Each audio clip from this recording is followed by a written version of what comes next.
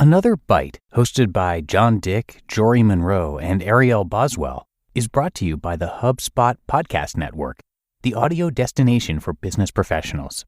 Each week, they break down episodes of everyone's favorite business television show, Shark Tank, offering their own unique thoughts, spin-off companies, critiques, and even talk with some of the folks who pitched to the sharks and live to tell the tale. From squatty potties to mensch on a bench, and even that weird golf club you use as a toilet, Another Bite takes a fresh look at some of your favorite episodes, and even more importantly, answers what these entrepreneurs are up to now. It's an amazing show for getting a more in-depth look at how businesses are built. And no matter where you are in your journey of work or business ownership, you can be sure you'll walk away with a fresh perspective. So listen to Another Bite wherever you get your podcasts. This is Optimal Work Daily, episode 1119, Life After a Layoff, What I'd Do Differently, Part 2, by Jessica of Fioneers.com. And hey, I'm Dan. I am your host and narrator here, and I'm with you every single day of the week. And if you missed yesterday's episode, I wanted to let you know that this is actually a Part 2 that started yesterday. That's Monday's episode 1118. So if you haven't heard that one yet, I would recommend listening to that first. But if you're all caught up, let's hear Part 2 from Jessica as we optimize your life. Life After a Layoff, What I'd Do Differently, Part 2, by Jessica of Fioneers.com. Number 3, reset and figure out what I want. If I were laid off today, I'd take this as an opportunity to both reset and figure out what I want. When I was looking for jobs in 2009, and when I got laid off in 2014, I felt extremely stressed out. I didn't give myself breathing room. I was constantly looking for jobs, writing applications, or analyzing why I didn't get a job offer. If I could go back and change it, I would have stepped back to 1, take care of myself, and 2, take time to reflect on what I wanted.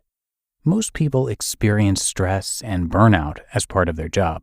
While I experience a lot less stress than I used to, I still think that I would want to spend time taking care of myself.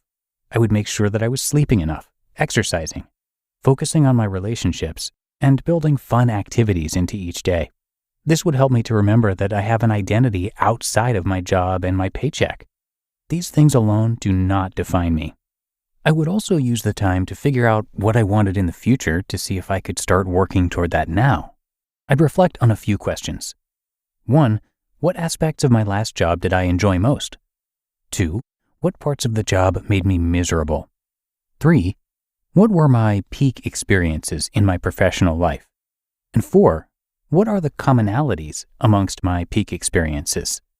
These questions would allow me to understand my vision for the future. I would be able to better articulate what kind of roles I should look for and which to rule out. Number 4, finding a job is about finding the right match. When I was searching for my first real job in 2009-2010, I did a ton of interviews. Every rejection felt like a blow. I was extremely nervous about every interview because I felt like I needed to prove that I was good enough. I now realize that a job search is less about proving my worth and more about finding the right match. It's about finding the match between what I can offer and what the employer needs. It's also about finding the right boss and work environment that will allow me to thrive. Because I didn't see interviews as a two-way street, I got into some organizations that weren't a great match for me. Now, when I interview, I ask a lot of questions about the culture and work environment. 5, drop the idea of a dream job. I don't believe in dream jobs anymore. Like many people, I imagined that there was one right job for me. Once people get their quote-unquote dream job, they usually realize that it's not all it's cracked up to be. My friend who writes over at A Purple Life shares a similar sentiment. She started her pursuit of financial independence because she got her dream job and realized that she didn't like it. If I were to be laid off now, I would now know that dream jobs don't exist. Instead, I'd focus on finding a job where I could build skills and get into a field I was interested in. I would also remind myself that everything is temporary. My next job doesn't have to be perfect. It only needs to teach me new skills. Number 6, connect with and build my network. Now, I know that applying for one job after another was not the best job search strategy.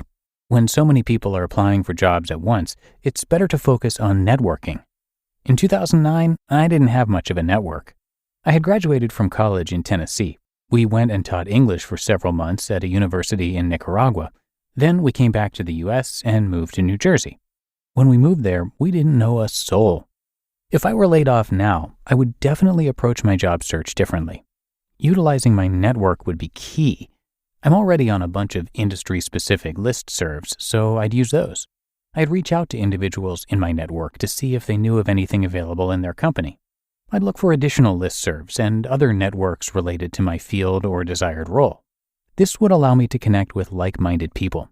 I would also hear about job openings from a real person, not just a job description. I'd also look up the company or organization on LinkedIn to find people with similar backgrounds and experiences. Informational interviews are always a great way to learn more about a job and a company. And 7, explore the crazy idea in the back of my mind. If I was laid off now, I would split my time focusing on applying for another job and building up my own business ideas. If I could go back in time to 2009 and 2014, I would have focused on building up a business. It could have helped me generate cash flow while I was looking for work and after I found work. If I had explored building a business 5 or 10 years ago, I might be running my own business full-time today. Then I wouldn't need to look for a job. What to do when you get laid off? Focus on today. I can't change anything that happened or the way that I reacted to it in 2009 or 2014. I can only focus on what I do today.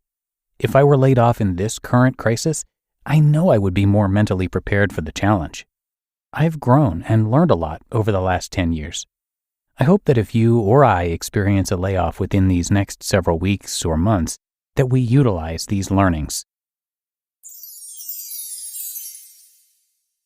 You just listened to part 2 of the post titled Life After a Layoff, What I'd Do Differently by Jessica of Fioneers.com. Your business was humming. Was. Now teams are buried in manual work, taking forever to close the books. Consider 3 numbers. 36,000, 25, 1. 36,000. That's the number of businesses which have upgraded to NetSuite by Oracle. NetSuite is the #1 cloud financial system, streamlining accounting, financial management, inventory, HR, and more. 25. NetSuite turns 25 this year. That's 25 years of helping businesses do more with less. 1. Because your business is one of a kind, so you get a customized solution for all of your KPIs in one efficient system with one source of truth. NetSuite is giving you the power of having all your information in one place, helping you to make better, more driven decisions as a business owner. Right now, download NetSuite's popular KPI checklist, designed to give you consistently excellent performance, absolutely free at netsuite.com/startup. That's netsuite.com/startup to get your own KPI checklist. netsuite.com/startup. You want consistency and quality, but you also want variety and freshness. If you run a business, you want it all. With Nuts.com, you can get so many different delicious snacks and ingredients and know they will consistently exceed your expectations. Nuts.com is your one-stop shop for the highest quality foods for business. They offer delicious office snacks, corporate gifts, and wholesale ingredients. And over 50,000 companies choose Nuts.com for their business needs, from offices to hotels to restaurants and retail stores. And we've even loved their product as remote workers. Nuts.com has sent us plenty of snacks that keep us energized and focused so we can deliver the best work we can. Nuts.com makes ordering for your business quick and easy. Right now, Nuts.com is offering new business customers a free gift with purchase and free shipping on orders of $125 or more at nuts.com/OWD. So go check out all of the delicious options at nuts.com/OWD. You'll receive a free gift and free shipping when you spend $125 or more. That's nuts.com/OWD. And thank you again to the Fioneers, whose motto is, the journey should be as remarkable as the destination. So their take on financial independence is to do everything they can to enjoy the process along the way, trying to create a life that they don't even want to retire from. And because of all of their money and financial advice, including tips on how to retire early, they're regularly featured over on one of our other podcasts, Optimal Finance Daily. So to hear a bunch more articles from them, be sure to check out and follow or subscribe to that show too. Again, that's Optimal Finance Daily, format very similar to this. And thanks again to the Fioneers for letting us share their work. But that's going to do it for today. Hope you enjoyed part 2 of this post and that you're having a great day out there. And I'll see you right back here tomorrow, where your optimal life awaits.